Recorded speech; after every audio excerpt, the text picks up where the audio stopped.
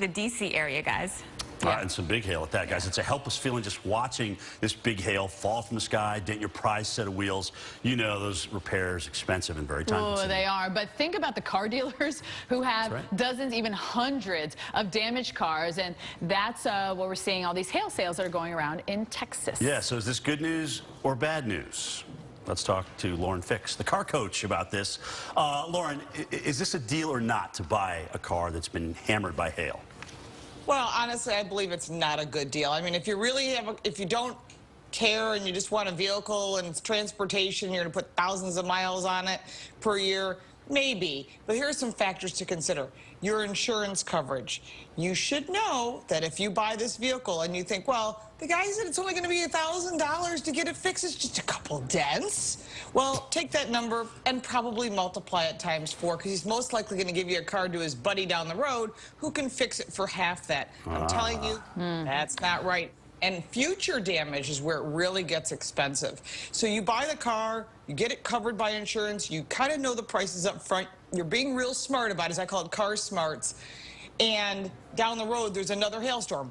I was just in Kentucky. We just saw an unbelievable hailstorm.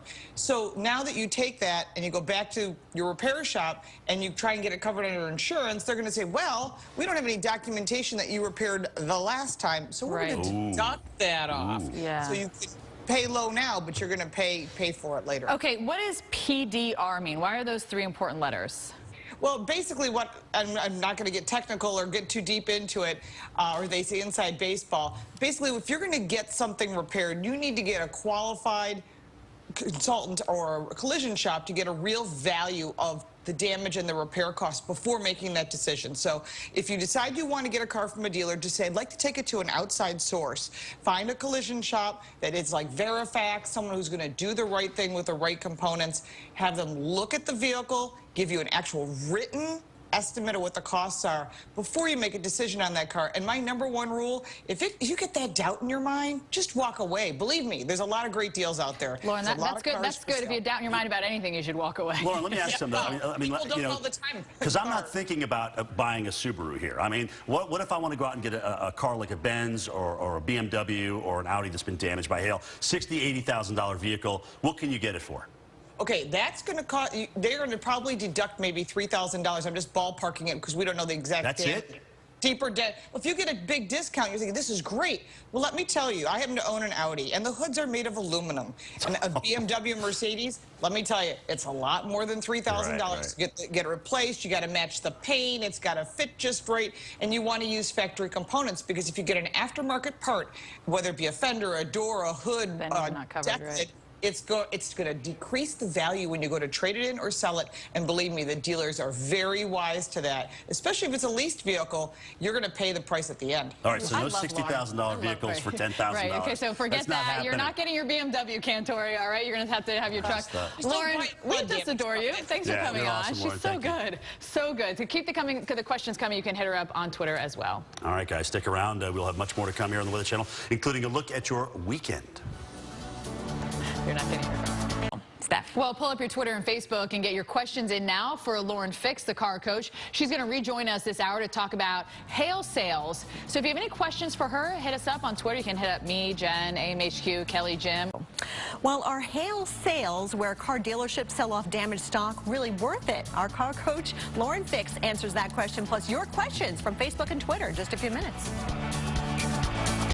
Yeah, last hour we were talking to car coach Lauren Fix, talking about the benefits, which weren't many, and the risk of so-called hail sales, especially as we've seen a number of these car dealerships, especially in Texas, get, if you will, pummeled over the last several weeks. Okay, so we want to bring Lauren in. If you're considering buying a hail-damaged car, what should you do, and what should you talk to your insurance company with? Lauren, thanks for coming back on with us. You know, Jen had mentioned, how do you know when you really need to fix it and when you can just leave it and you don't have to, you know, go into the deductible and all that sort of stuff? Well, if you've got a teeny little, you know, we do get smaller hail sometimes up here in the north, and it's like a BB size, you know, and you get like a little ding, 1 ding, 2 dings, okay, maybe. But if you've got the baseball size or golf ball size hail that we see randomly happen across the country, that damage can leave a huge divot. Now, some of it can be repaired through paintless dent repair, which happens to be a company, but some of the dealers also have dent repair companies that come to them. However, If it's really bad, and we've seen some nasty damage, I honestly would contact your insurance company, have a conversation with them. The first thing they're going to do is they're going to put it up in their little system. And if that vehicle's had hail damage prior and there's no documentation of it being repaired, they deduct that amount off, plus your deductible, so you may end up with nothing. So it's really important to get it repaired if it is something significant. When is it totaled, Lauren? When do they say this vehicle is totaled from hail? Well, if it's more than like $3,000 worth of damage, and they're going to assess the car. If it's a used car and it's worth $5,000, why put $3,000 into it? They might just sell it off at an auction, and you'll find it on a used car lot. And then there's some deals out there for those people that maybe know how to repair that themselves. But if you've got a brand new car and you said, boy, you know, it really got pummeled, you know, trees were catching the hail and then they dumped the hail on your car. If the damage is excessive, typically more than half the value of the vehicle, they get rid of it. Okay, so when, though, does insurance say, man, this hail wasn't bad enough type of a thing, or will they always cover it? You know, like, where's that fine line where they're like, yeah, a couple dents, you'll be okay? You know, that's actually an excellent question. Sometimes people don't know. It looks always worse to us, but you can't assess it yourself. So what I would recommend doing is before you call your insurance company, because that's your natural reaction, remember you have a deductible, and we all have different rates because the higher the deductible, the smaller your payment.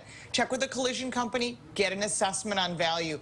If it's substantial, then you can call your insurance company. If it's right on the line, sometimes it's better to pay it out of pocket. If they say, hey, it's only going to be $500 worth of damage, we can fix it with one of those dentless repair systems, let them do it, because if you've got a $500 deductible, they're going to knock you on your next insurance payment.